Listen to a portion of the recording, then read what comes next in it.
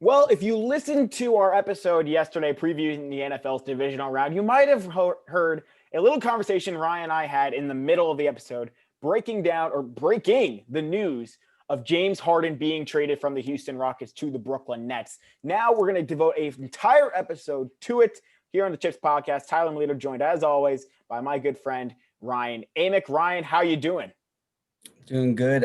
Yesterday, I couldn't believe that the new. I kind of foresaw it a little bit because I knew right as we were about to get on the air. There's a lot of rumors about Harden almost demanding a trade at this point, and with the Lakers and Rockets playing, all the drama that happened there, we heard the post-game press conferences of Boogie Cousins saying that he's been disrespectful throughout training camp, of John Wall saying he doesn't understand why Harden's giving up on the team 9 games into the season. I mean, there was so much talks after that Laker game. It was almost a foregone conclusion that yesterday they were going to just get rid of Harden no matter what.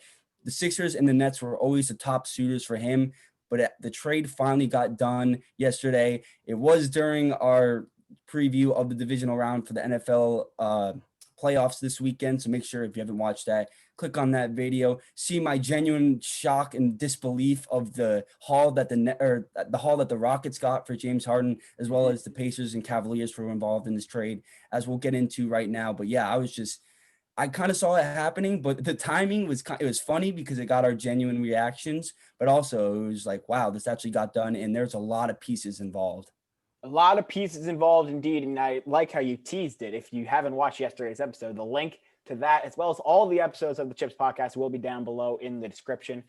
I think they're worth watching, but that's just me. But let's look at the trade itself. This, according to Shams Charania, so it involves a 4-team deal involving the Rockets, the Nets, the Pacers, and the Cavaliers. The Rockets were getting Victor Oladipo, Dante Exum, Rodnios Kuroks, 3 Brooklyn first-round picks, 2022, 2024, and 2026. 1 Milwaukee first-round pick in 2022, which is unprotected. 4 Brooklyn first-round pick swaps in 2021, 2023, 2025, and 2027. All those Brooklyn picks, the 3 first-rounders straight up and the 4 pick swaps, are unprotected. So the Rockets are getting massive draft assets for their future. Maybe we'll set on. They have 10 first-round picks going forward. 28 combined first-round picks between the Rockets and the Thunder, which I just find hilarious. The Nets are obviously getting James Harden. The Pacers are getting Karis LeVert and a second-round pick. And then the Cleveland Cavaliers are getting Jarrett Allen and Taurean Prince. Jarrett Allen to fill out their all-center lineup they're going to go with JaVale McGee, Andre Drummond, Jarrett Allen, Kevin Love, and whoever they sign off the waivers. Maybe Darius Garland. He'll just be the point guard for fun. Who knows? But Ryan, what were your initial reactions? We got them yesterday a little bit, but now that you've had about 24 hours to let it sink in, what are your thoughts?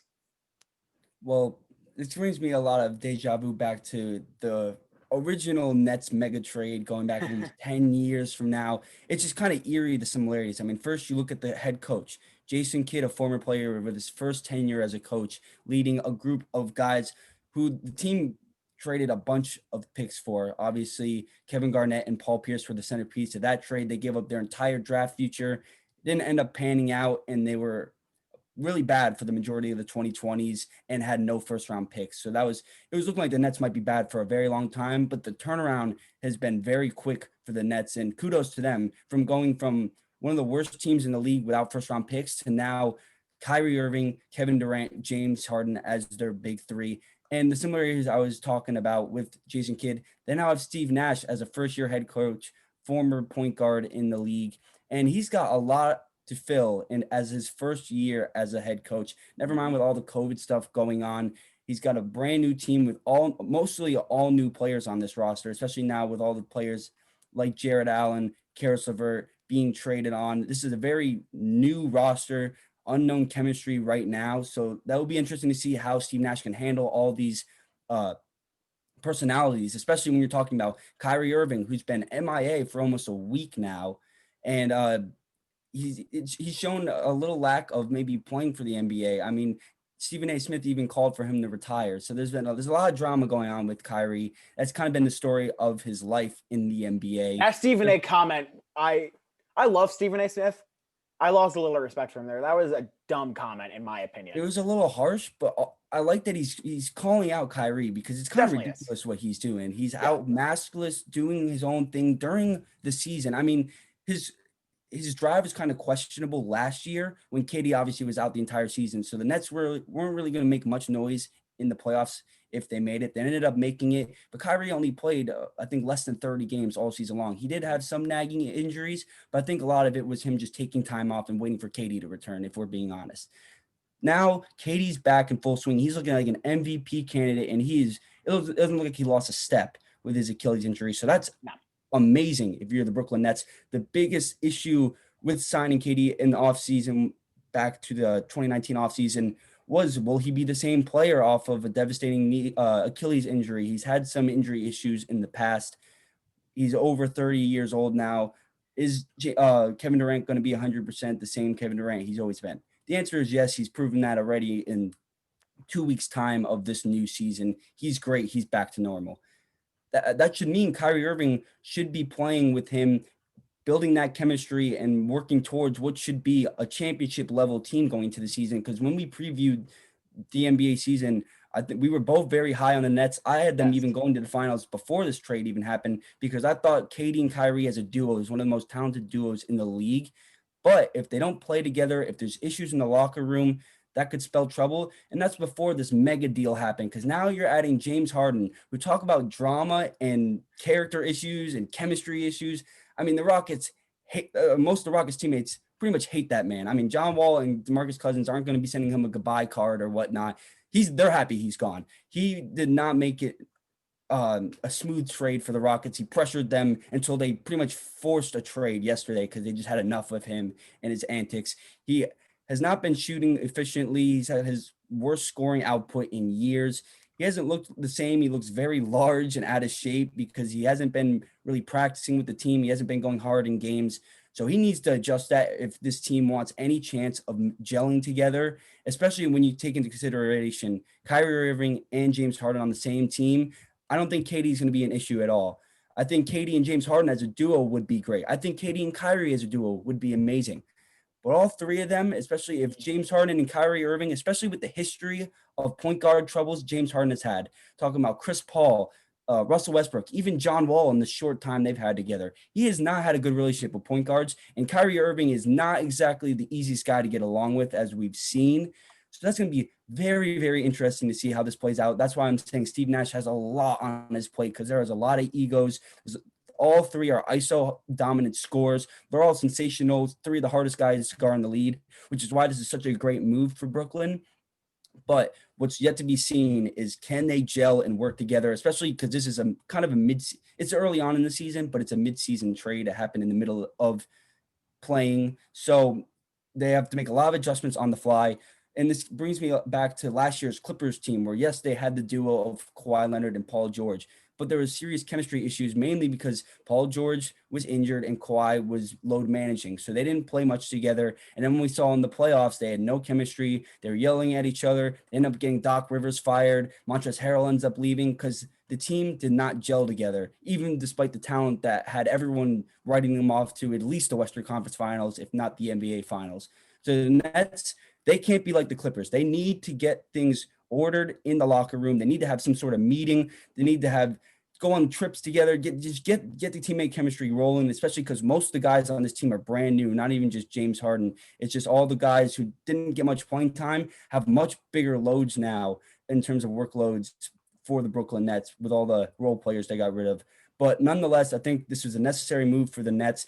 They are by far the favorites in the East, and this is by far the best big three in the league. And it's a team talent-wise that matches up very good to the Lakers, who a lot of people think will end up meeting in the finals. We'll talk more about that Lakers matchup in a little bit, but looking at Brooklyn, here's my concerns. There are a few concerns. One, they got rid of a lot of their depth. Karis LeVert, we have seen in the absence of Kyrie Irving, play really good basketball and could show he could at least be a starting point guard in this league. Jared Allen was a nice young big man. He supplanted DeAndre Jordan as the starter and was really coming on strong here.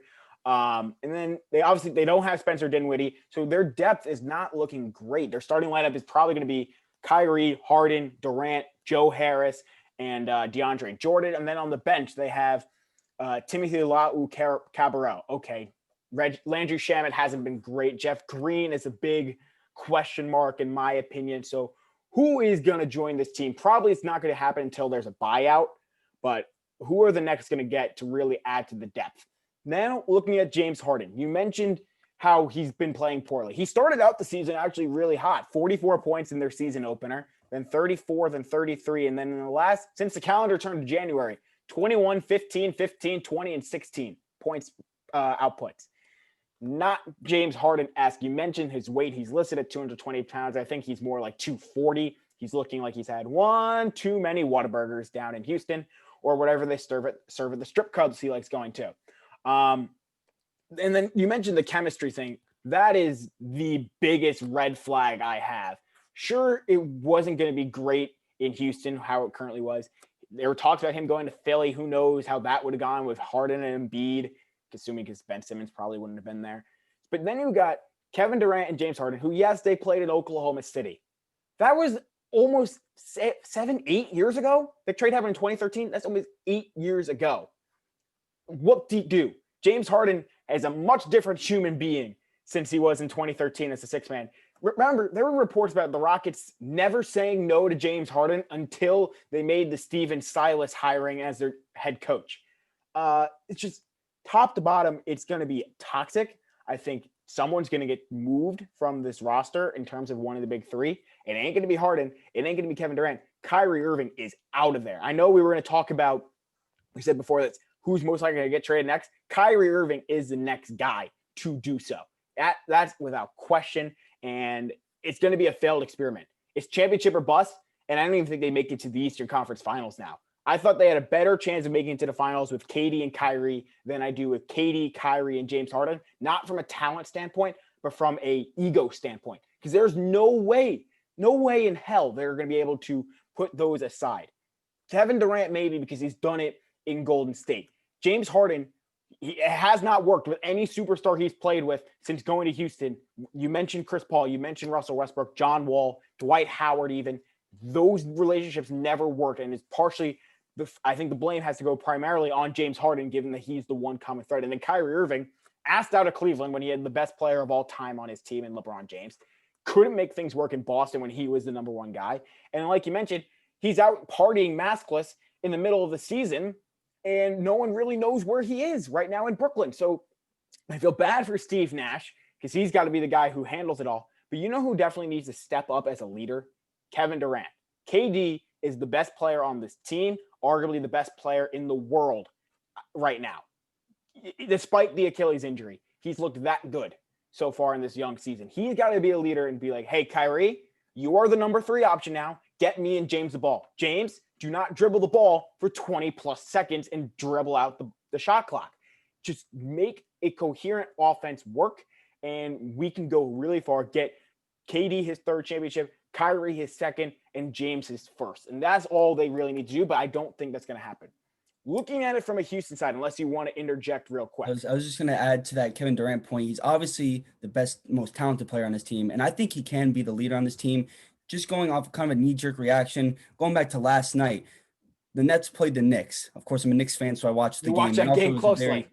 What was that? You watched that game closely, I bet. Very closely, because the Nets had only 8 players suited to play. They traded most of their players away. Kyrie's still MIA, and obviously James Harden wasn't going to play last night. He just got traded. So it was really Kevin Durant and guys who really don't play that much, like Timothy Cabarrot, Jeff Green. Those guys were starting. Even a rookie, Perry off the bench, he was playing big minutes because they had really nobody on their team because they just traded everybody. But Kevin Durant, not only did he put up the most production on the team, they had a pretty big cushion. I think they were up 15 or so with 3 minutes left to play. He finally sat. Then the Knicks made it a close game, and he came back he already sat down, put his mask on, was ready to end the night.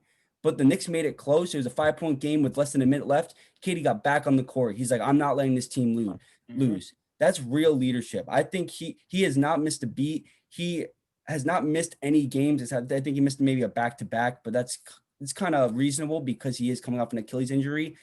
But he's playing like the guy who's fully healthy, like Kyrie is, but KD is the one who just came off an injury, and he's really shown that he wants to win. He's showed leadership last night, and I think he could be the leader on this team, and he could manage guys like James Harden and Kyrie Irving's egos because he's close friends with them. He wanted to play with Kyrie. He wanted the Nets to trade for James Harden. He's obviously played with James Harden before, even though it was a while ago.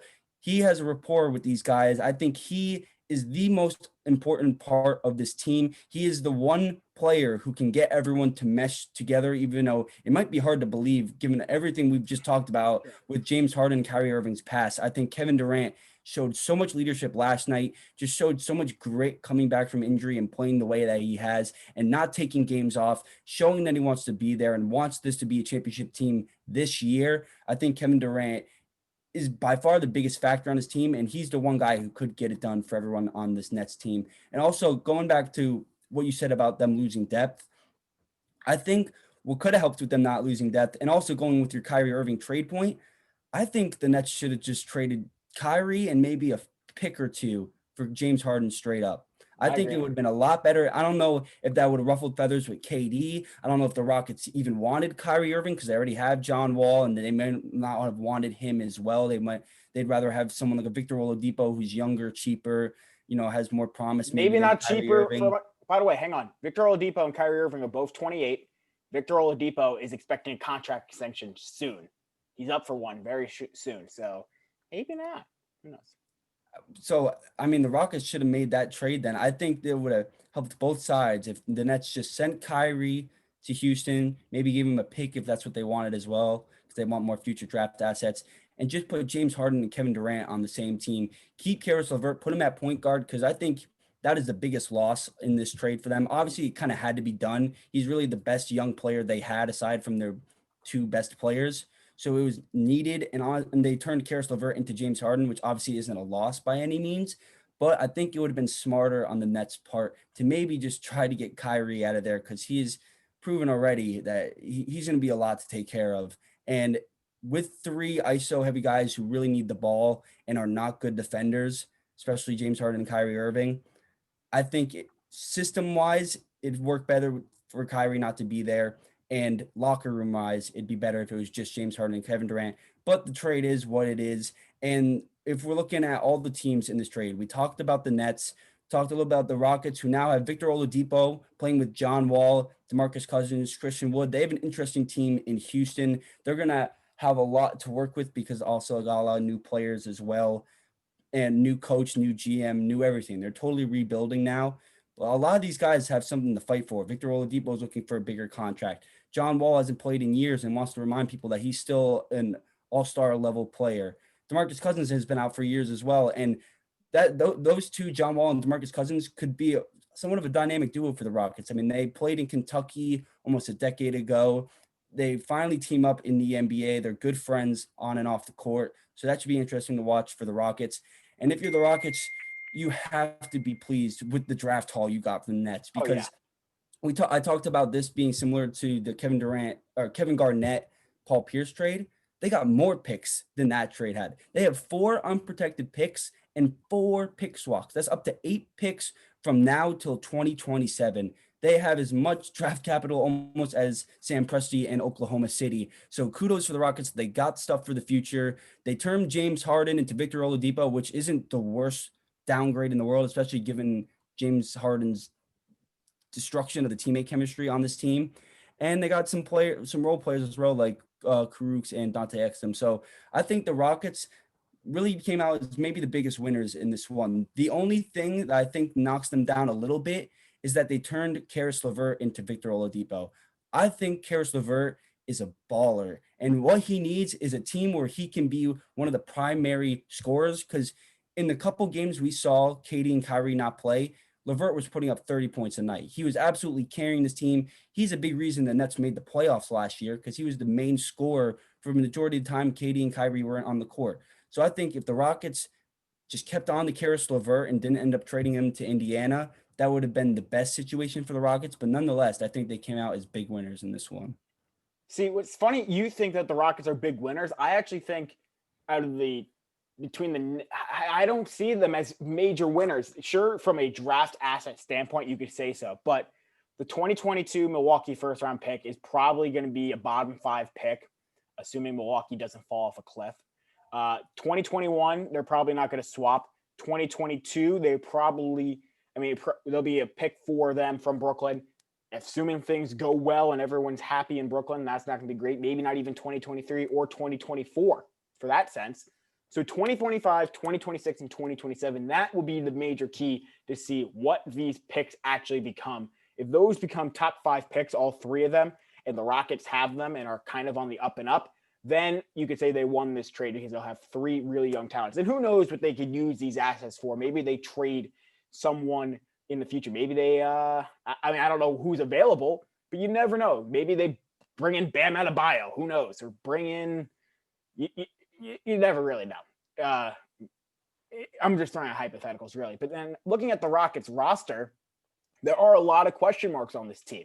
John Wall, like you mentioned, had missed 2 years, looked okay so far. He's still getting his legs back. DeMarcus Cousins hasn't looked good in my assessment so far this season. Obviously, he's still got to get his legs back. Victor Oladipo, since he had his quad injury, has not been the same player in terms of offensive production. And this is a guy who the Rockets said, we want young franchise cornerstones. They might get that in one of their draft picks, but who knows? But knowing what Victor Oladipo is right now, he is not a young franchise cornerstone. And the fact that they could have had Ben Simmons really tells me that maybe the Rockets lost on that regard. And then Christian Wood, like you mentioned, great player. I love watching him play. We'll see how those 4 guys pair up together. Looking at Indiana, I totally agree with you on the Caris LeVert move. I think it's a great move by the Pacers to get someone who is still relatively young, has shown the ability to be a solid player on both the offensive end and the defensive end. And now you pair him with 2 other younger players in Malcolm Brogdon and Domantas Sabonis. You got LeVert, who's 26. You got, where's Sabonis' age? 24. You got Brogdon, who is 28. Okay, maybe a little bit older, but you got 3 guys who are going to be on the same timeline. You got a window a little bit. And I was very low on the Pacers at the start of the season. LeVert, I don't think he pushes them into top 4 consideration in the Eastern Conference, but he definitely pushes them into a maybe 6 seed, maybe 7 seed, probably in the play-in, but more likely to get in if they're in the play-in type thing. And then Cleveland, obviously, who really cares? I have no comments on that. Jared Allen's a nice young piece. I love watching him in Brooklyn during all the Brooklyn games I went to pre-COVID-19. The Cavs are going to get a nice young center to pair with Garland and Sexton and Kevin Porter whenever he decides to come back. But they got a whole center issue that they got to work out. Now, aside from the trade, who is the biggest winner in all of this, in your personal opinion?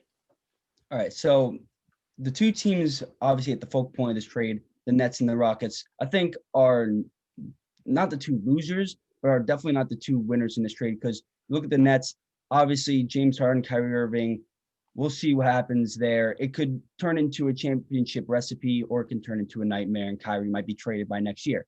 So the Nets, there's some concern in that aspect.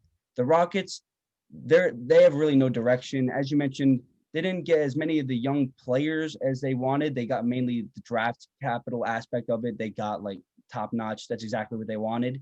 But Victor Oladipo, not exactly a great young player you could build around for the near future. Same with John Wall, DeMarcus Cousins, all that. I just think it'll be interesting to see how they all work together, because they're all kind of working for something, working for maybe a bigger contract, working through injuries that they've had in past seasons where they were all-star caliber players in years past. But the Rockets, I don't think they're a playoff team. I think they're still kind of directionless. There's rebuilding. They're working towards the future. New GM, new coach. The Houston Rockets have a lot to look forward to beyond just this season. So I don't think they were the absolute winners in this case. I think the winners, definitely the Pacers, who turned Victor Oladipo, who said he wanted out of there, had his contract coming off an injury, and it was playing okay, but for him to turn that into Caris LeVert, who will be the leading scorer on this team, who can blossom in Indiana, where he is the go-to guy. And we've seen when he is that type of player, he averages about 30 a night. He looks unstoppable. He can score on all 3 levels. He's very efficient, and he'll work very well next to Malcolm Brogdon, who's also an efficient can score at all three levels. So I love that young backcourt in Indiana. And for them to not really be involved in this trade at the outlook, because it was mainly between the Rockets and Nets, for them to come in, turn the Oladipo into Karis LeVert, and even get a pick as well, even though it's a second rounder.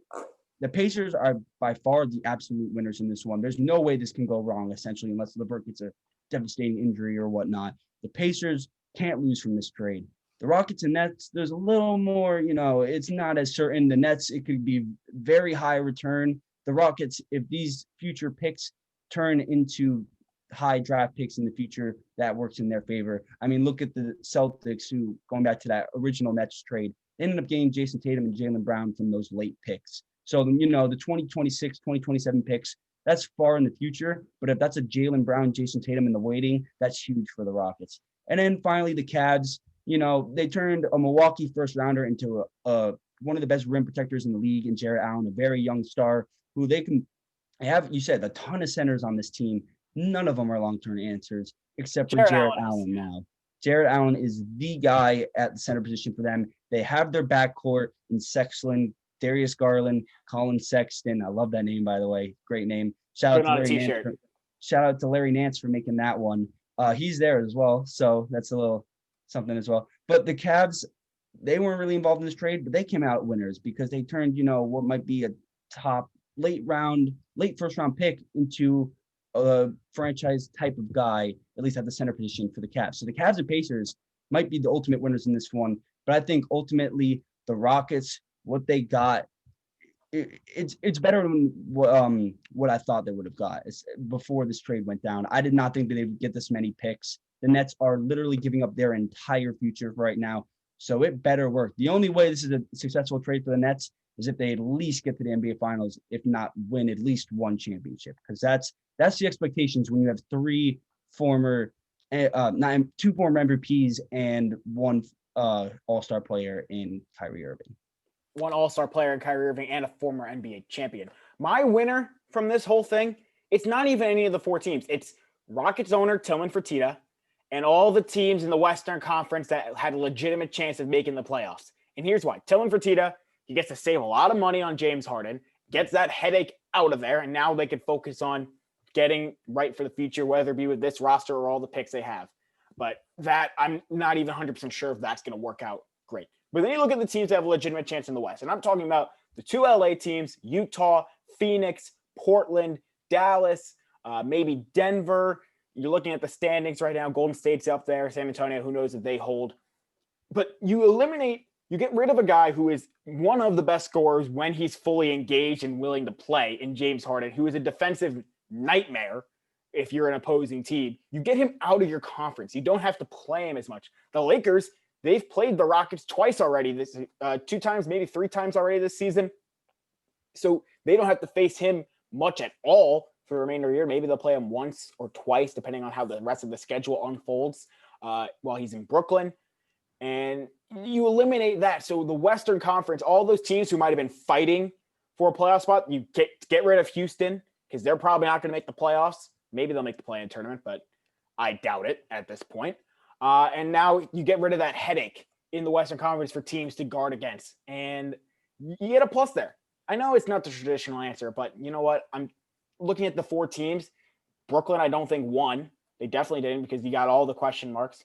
Indiana, if I were to pick one of the four teams, it's Indiana. I agree with you on that spec because they get a nice, talented piece in Karis LeVert. They get a second-round pick, and they didn't have to give up much in this whole deal. But now, who are the losers? Who lost this trade? Who is the one team or person or whoever it is that lost this trade in your eyes?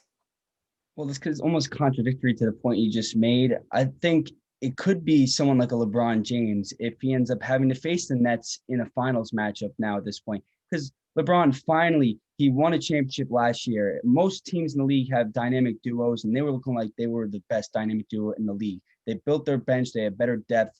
They had a great offseason. It looked like the Lakers were primed to repeat with almost no challenges. He finally got over the Warriors dynasty, the Spurs dynasty, all these big threes, duos, what have you, great players that he really in the past struggled with, but now it was looking like he was almost untouchable. Now Sure, Harden, he doesn't have to play him in the West, but Harden on the Rockets was absolutely no threat to the Lakers. Harden on the Nets could absolutely be a threat, especially if they meet in the finals, because you I'm see not saying they don't make any moves. I think the Nets make a move. what you mean. They get rid of Kyrie. I think that's going to This happen. year, I think so. If he continues to I be a think if headache, they yes. would have done that, they would have done that in this trade.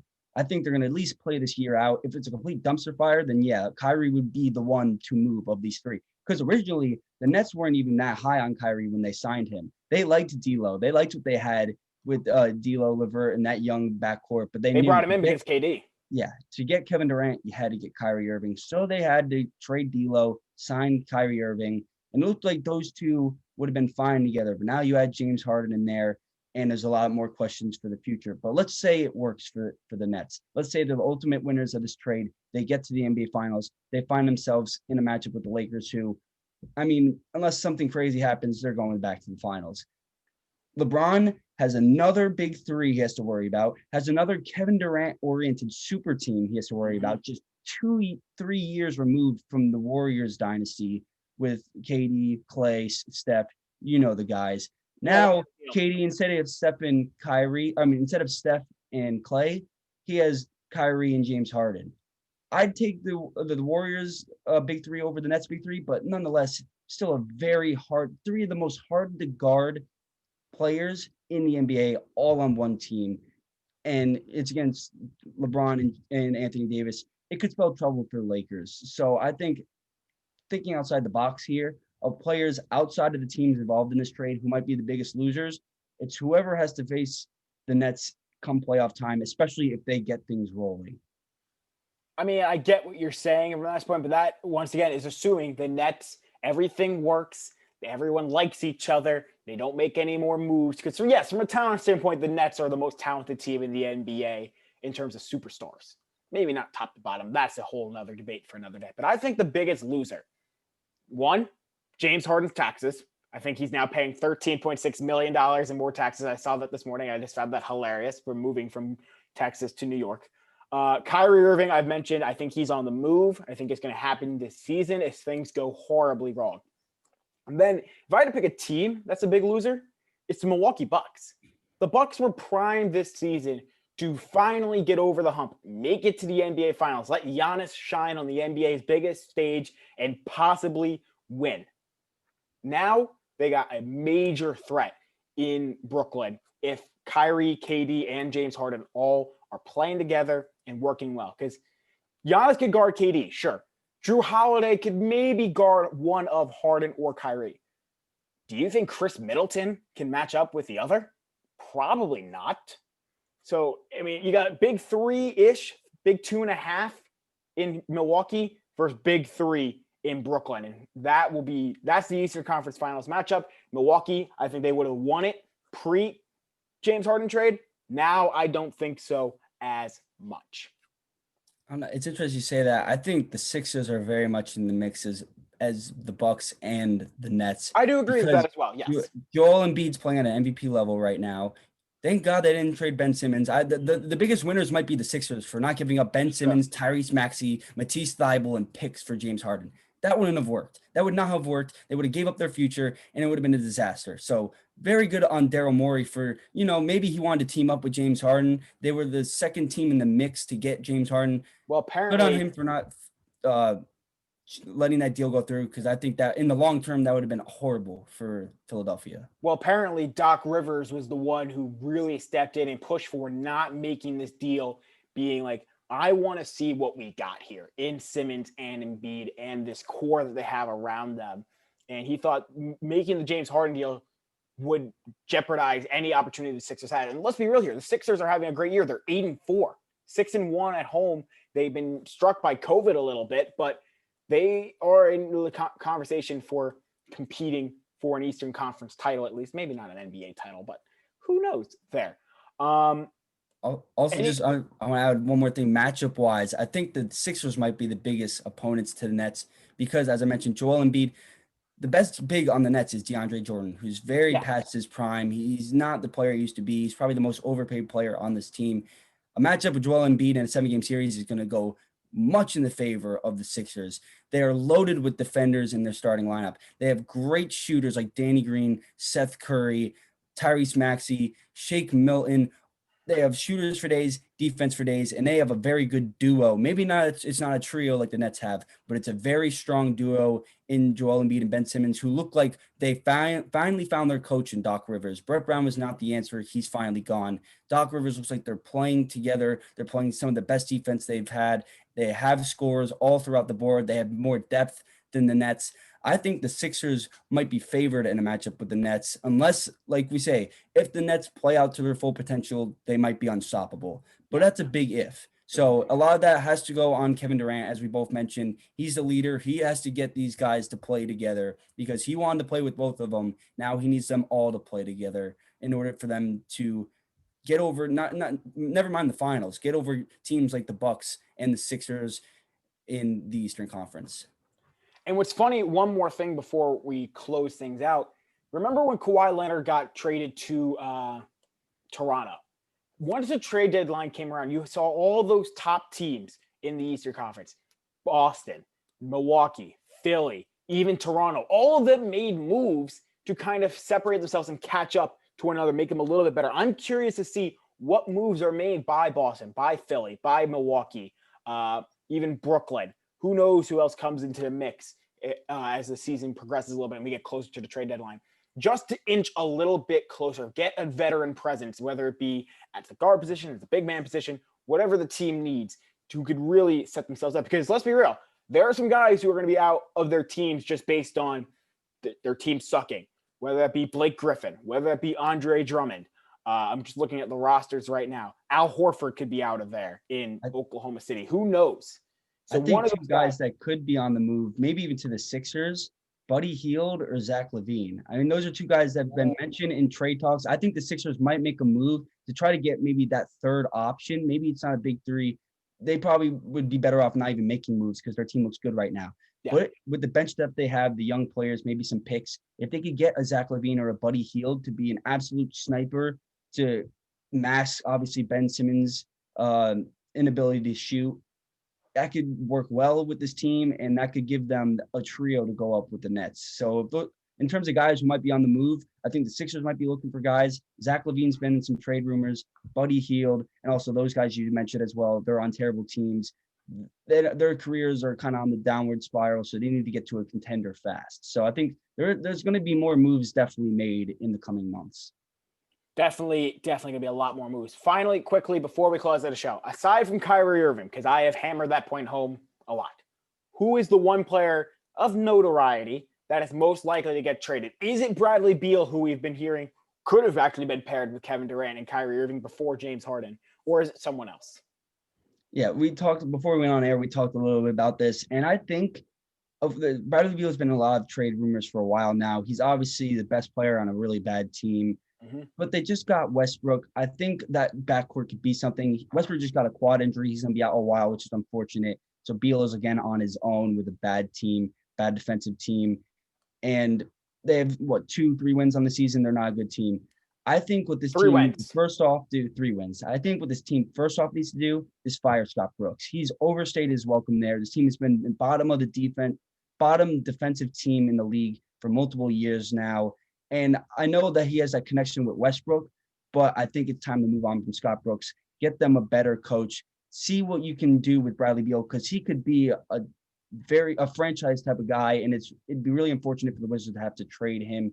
See if Westbrook and him can maybe do something. They have some young players on this team as well, high draft picks like Denny Avita, Killian Hayes. What was last year's pick? I'm blanking.